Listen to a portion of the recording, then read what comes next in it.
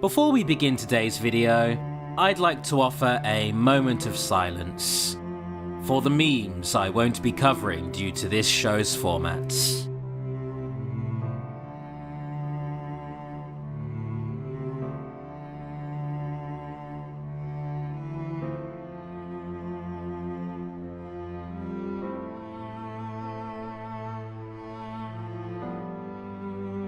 The 1994 animated Mega Man series by Ruby Spears is quite infamous, and to explain why, the first thing I'll be doing is reading the lyrics of the opening theme.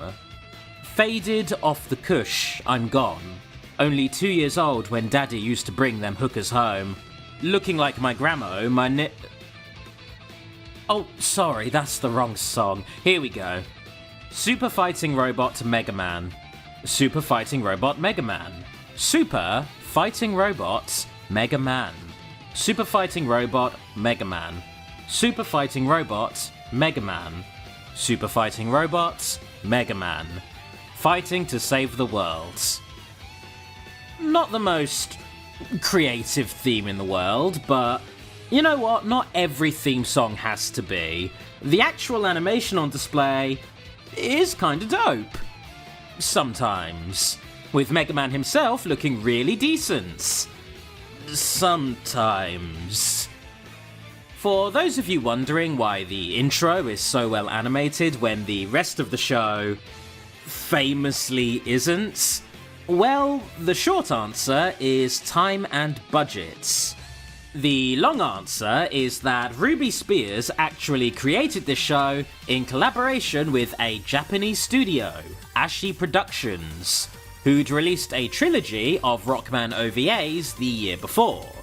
Ashi's take on Mega Man was faithful to the Japanese art style of the game, beautifully animated, and quite clearly aimed towards younger kids.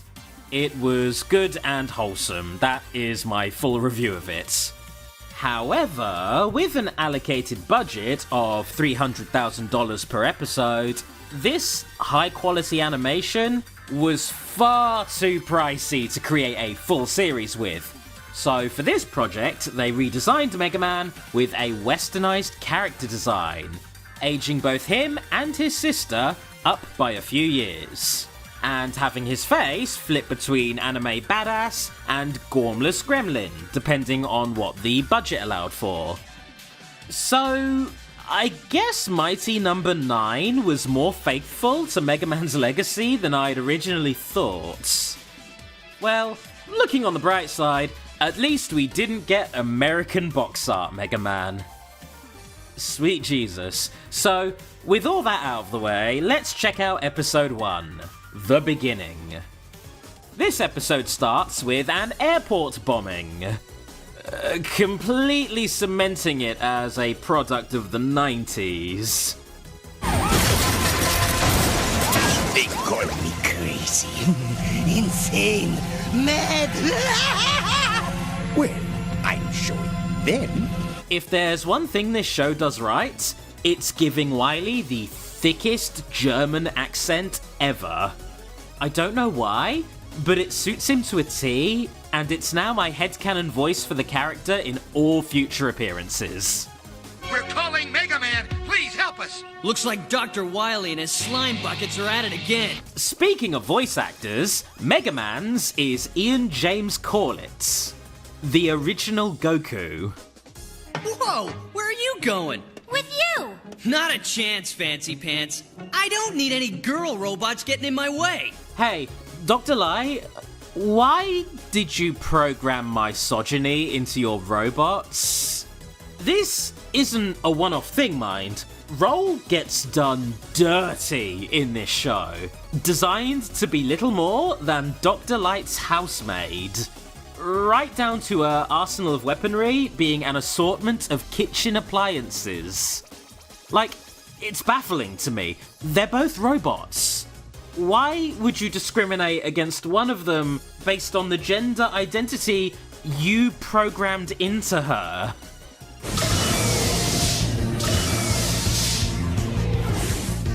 Oh yeah, but we can bring the dog, since dogs are more capable than women. I can't. Look, I don't want to belabor this point, but in the games, Roll is basically just a little girl, and her AI shows no interest in going out and fighting, so it's not really an issue. But in this show, Roll clearly wants to go out and trash some robot masters. So Dr. Light must have installed a glass ceiling protocol into her.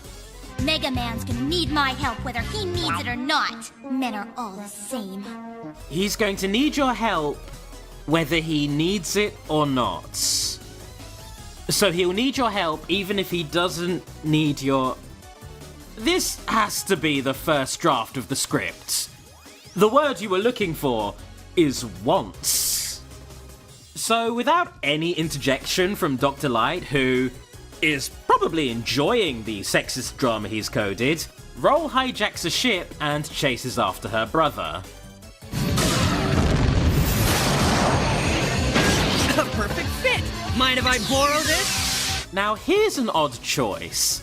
In this show, Rock doesn't gain powers by defeating robot masters, but rather by incapacitating them and absorbing their power for a one-time use, which he usually uses to instantly defeat them, so I'm not sure why you'd change that.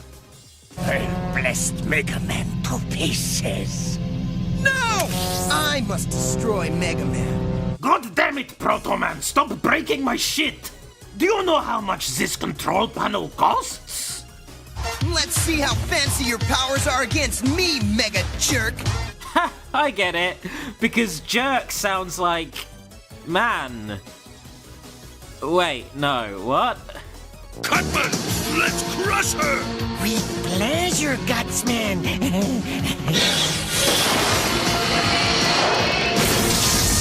Sleeping transistors! Wow. I hope there weren't any people in there.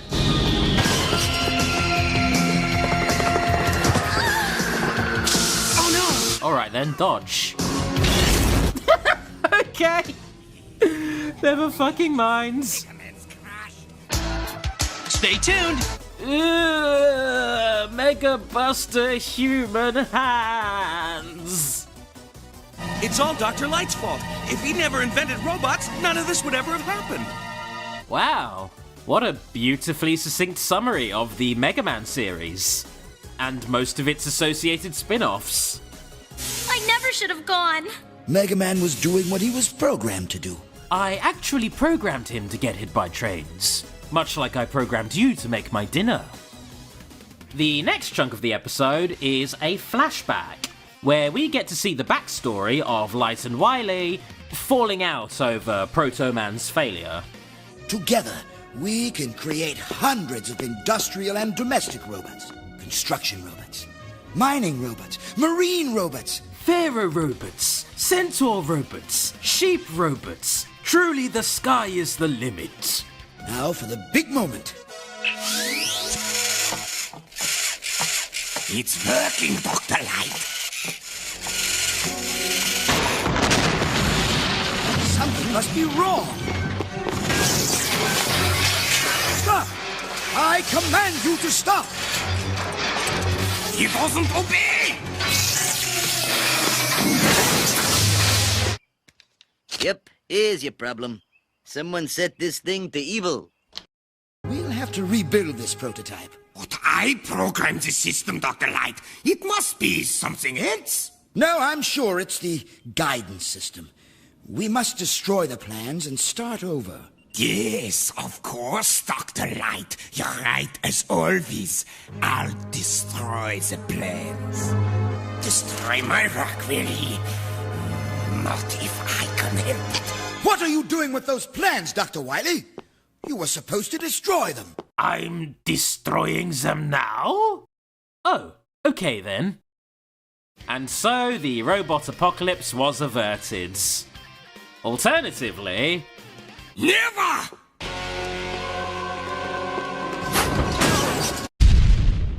So 3 months later, from the beginning of this flashback, Rock was created. I look human. Yes. And I programmed you to feel like a human. Hunger, pain, depression, existential dread. Enjoy the human experience, Rock. Look, I built this robot to handle household chores. Her name is Roll. She's pretty. Yes. And you can think of her as your sister. Oh, okay. Well, that requires at least one protocol to be deleted then. This is Cutman, a logging robot. And this is Gutsman, a construction robot. He has enormous strength. And this one is Bill. Everyone loves Bill. So, as you'd expect, Wily turns up with the hope of seizing and reprogramming all of Dr. Light's robots. Take them back to my lab. You let rock and roll go! I love rock and roll, so put another dime in the jukebox, Wily. Mega, mega! Right back! Hey, Americans, I'm so genuinely sorry you had to grow up with multiple ad breaks during a 20-minute cartoon. That is a rough break. Dr. Deadhead! It's Dr. Wily! I'm sorry, did you just call him a dickhead? You'll be a pleasure to rewire. Wait! Stop! I think you just found an exploit. If you just keep distracting him back and forth, he'll never get round to actually programming you. My dad also built super warrior robots, and they're on their way here to rearrange your ugly anatomy. They're mean machines. Robots can't lie. He must be telling the truth. I'm sorry, what? When has that ever been a rule? A robot can absolutely lie if you program it to. A robot can do pretty much anything you program it to do. That's the point of them. Thanks, Doc. Now, tell me how to stop those robots. Simple. First, you grab hold of one of these. Oh, this is so much more interesting than I thought it would be. Who is grabbing my device? What could he be doing with that? Oh no, how could I possibly have seen this coming? See? Works every time. You tricked us! But robots can't lie! After Rock and Roll escape and return home, Dr. Light remodels the former into the aforementioned super fighting robots, and creates him a canine sidekick. Which brings us right back to the aforementioned robo-sexism. Hey, the two of us are gonna make a great team. The three of us. Hang on. My robot transistor sense something coming. She's made of titanium!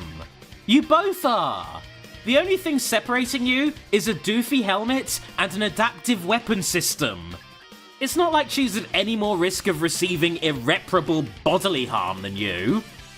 Anyways, Mega Man wakes up, and the episode ends with the trio teaming up to save the airport. Don't worry, guys! Bill's here to Oh, no!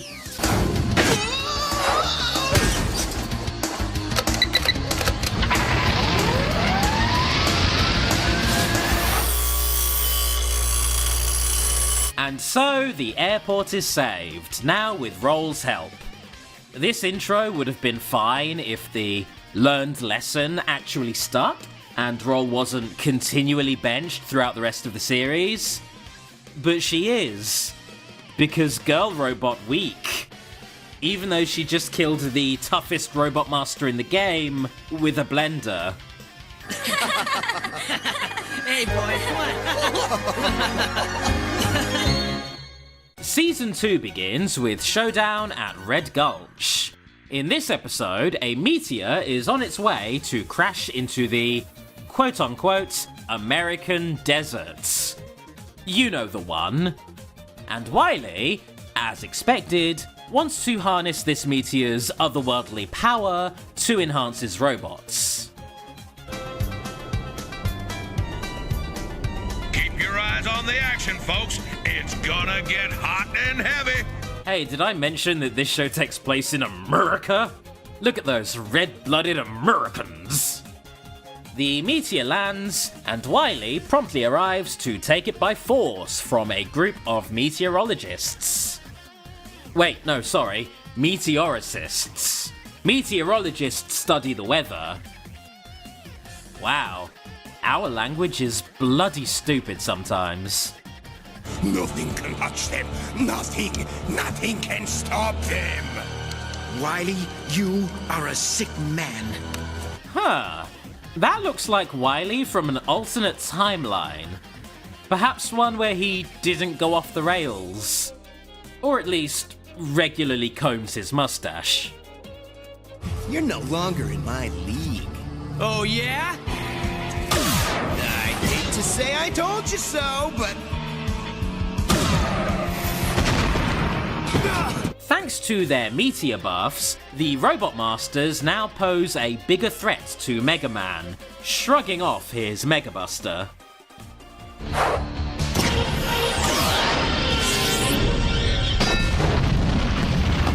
How are you floating there? You can't fly, Mega Man. How are you floating there?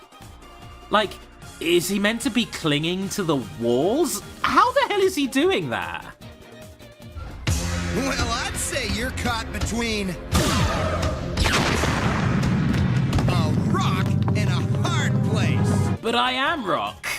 That joke would have landed if you used it on literally anyone else. Not the most flattering action pose you could have pulled there. Mwah! Now this is flattering. Nice going, sis. Now let's get out of here. I need some repairs. And I've got to go to the loo. Apparently. Reverse engineering one of Wily's bat robots, the Mega Gang suss out that the meteor is the source of Wily's newfound power. But before they can plan another attack, Snake Man arrives and begins wrecking them. I'd like to see you do that to me, Snake Breath. Well, I don't know what else you were expecting to happen there. Say adios, Mega Dweeb. Ha! I get it. Because dweeb sounds like... Man, no, really, what? Wily and the Robot Masters attempt to rob a train. Because when in the Old West, do as the Old Westerns do. But Mega Man, now infused with meteor power, jumps in to stop them while rattling off a bunch of terrible puns. Now it's just you and me, brother. I can dig that. Unfortunately, Mega Man begins to overload, leaving him vulnerable to attack. Getting a little hot under the collar, Mega Creep? I get it, because creep sounds like, come on 90s, get good at insults. It's all over for you, Mega Man. Wow, that would be a brutal way to finish off your enemy if he wasn't incapable of feeling pain. Or made of titanium.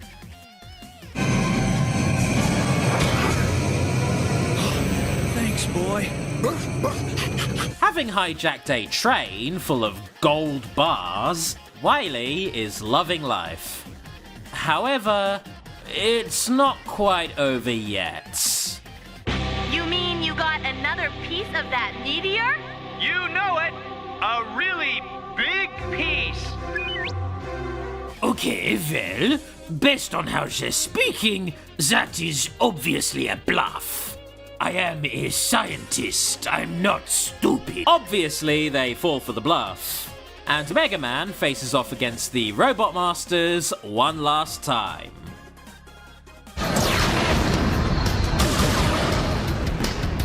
Stand back! I got him! I'm no builder, but that was a terrible place for a load-bearing support beam for two adjacent buildings. So, as one final gambit, Mega Man purposefully overloads the Robot Masters, knocking them out with their own meteor energy, which forces them and Wily to bail empty-handed. Well, folks, let's hear it for the new honorary sheriff of Red Gulch. Sheriff Mega Man. And may the numerous residents of those 2 collapsed buildings rest in peace. So with that, the episode ends with a gormless-looking Mega Man rocking a cowboy hat.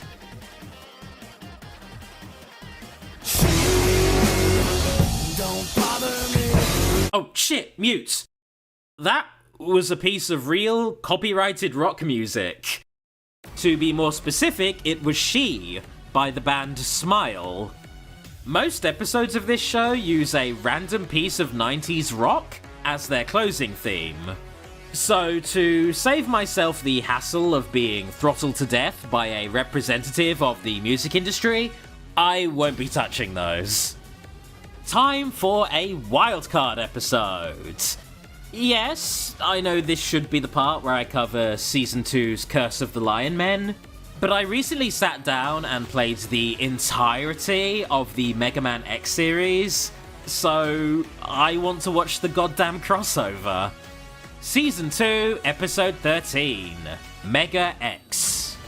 This episode begins with Dr. Light unveiling a plasma-generating plant, which uses a newly discovered alloy named Lightanium to produce vast quantities of energy. Oh boy, I wonder how this could go wrong. You know what they say, Mega Man? No pain, no gain. You don't see that every day. I mean, that doesn't even seem possible, if you think about it. With robot parts and gears and wires. I mean, I'm no roboticist, but that was like one clean chunk. I must have those Lightanium rods!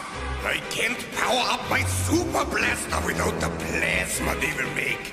Face it, Doc, there's no way you'll ever get into that plasma plant. Suddenly, out of nowhere, a time vortex opens up. And the episode suddenly becomes way better as both Vile and Spark Mandrill appear. Spark Mandrill?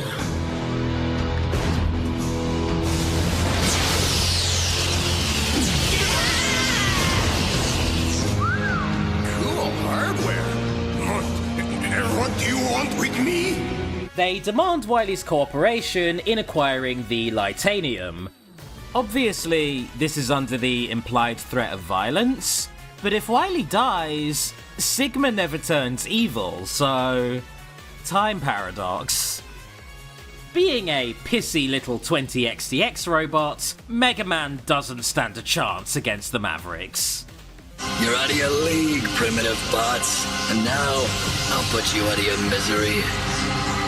Before Vile can finish them off, another portal opens. This one by none other than X. Oh god, what could X possibly look like in a Western art style?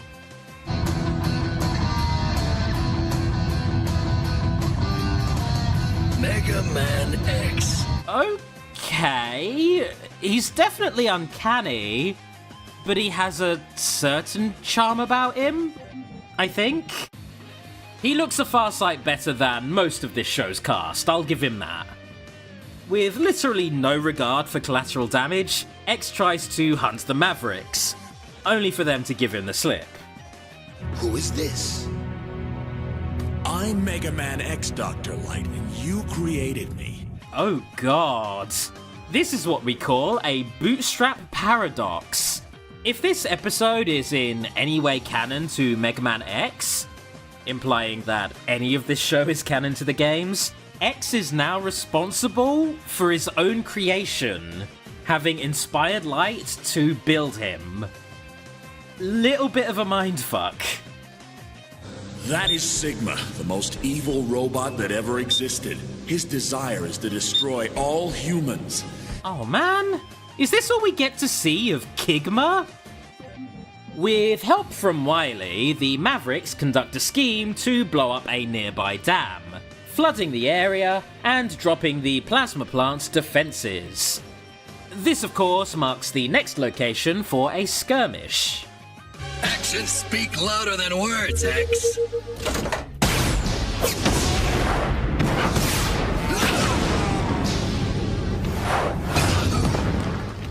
This is legitimately kinda cool, but it does leave me sour that we never got a full Mega Man X anime, despite how good that would have been. What am I fighting for? This time I won't be stopped!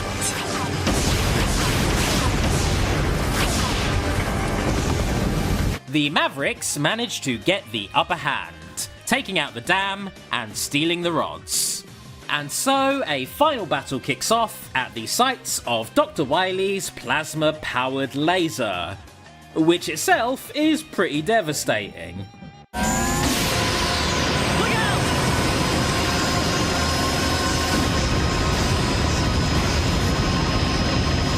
For real though, this final battle is pretty solid, with my favourite moment being X taking Snake Man's power, amplifying it because he's a super advanced Reploid, and effortlessly dunking on Wily.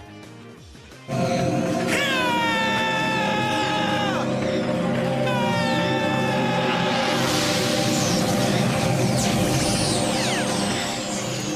don't know if we'll ever see him again, Rush.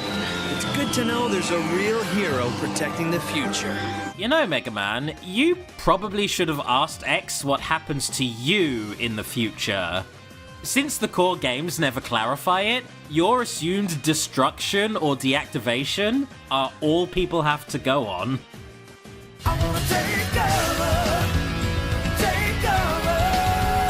Well, that was a little underwhelming.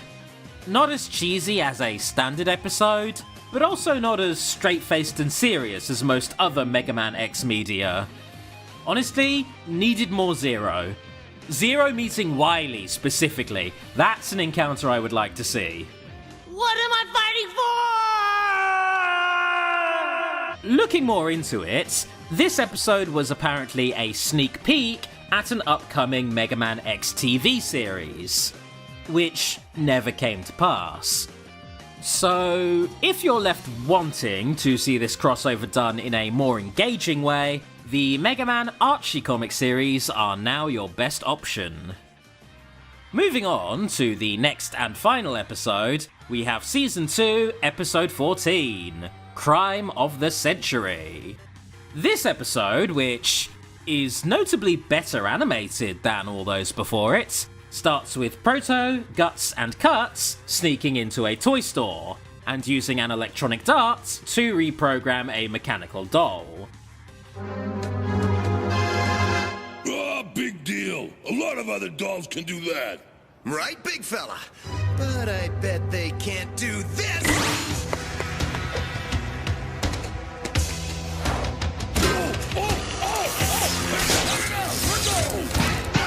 Okay, reprogramming it for evil, I can buy that.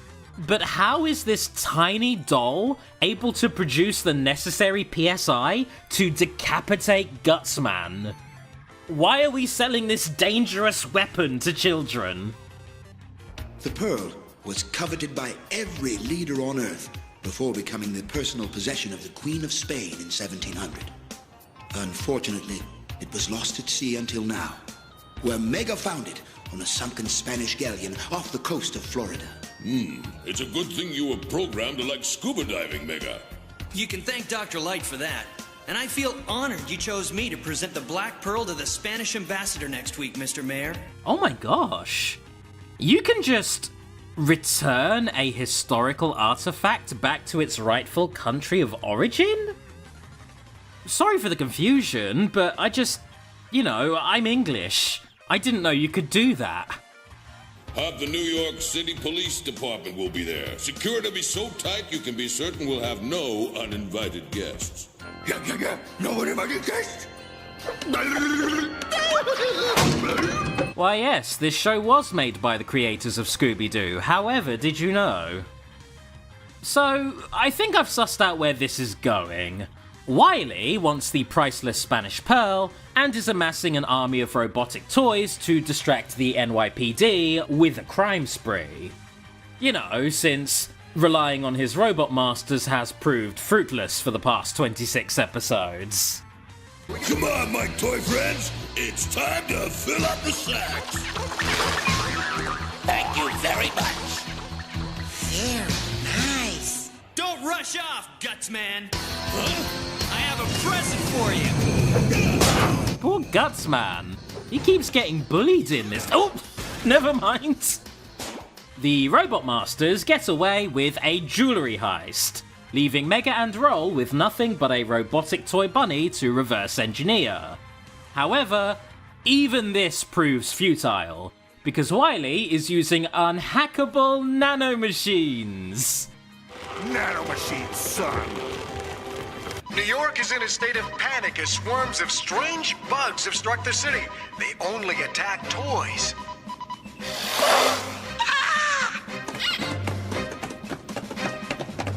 What? Come back here!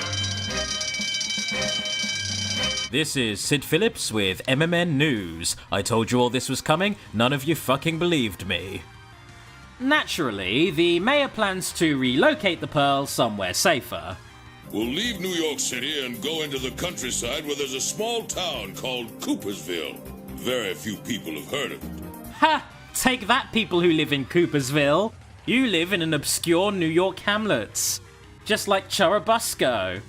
Or Ellenberg. Or Swastika. Wait, I'm sorry, what? With the help of Robo Woody, Wily figures out exactly where to strike. So when it comes time to move the Pearl, the Wily-copter is able to tail them. Mega Man, naturally, tries to put a stop to this. Now we've got them cornered. I'm so glad you fell for my little trap, Mega Man. But the best part is yet to come. Let me guess. You're gonna flood the cave with water. No.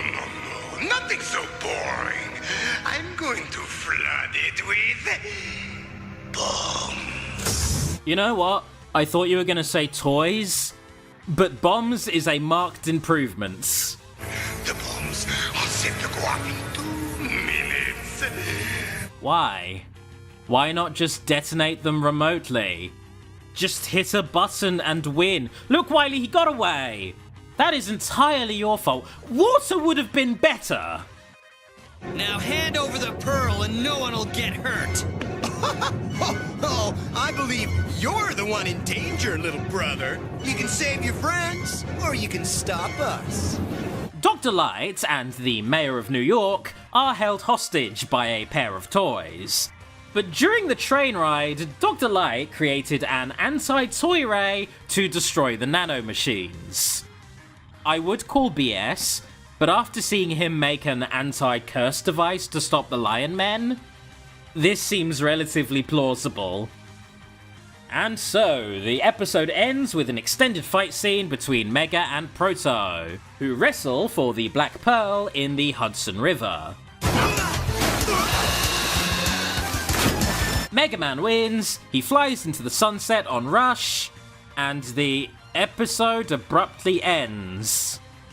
I guess the rampaging toys were dealt with later. And that brings us to the end of the Ruby Spears Mega Man series. Despite its many shortcomings, this show had surprisingly good ratings, with many more episodes having been planned. However, its toy sales were lacking, which back then would spell imminent cancellation for a Saturday morning cartoon show. Thanks, capitalism.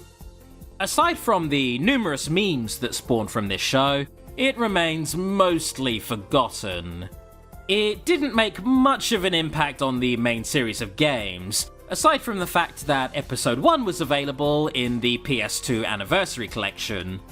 So, next time I cover the Blue Bomber, it'll be for the Battle Network anime series.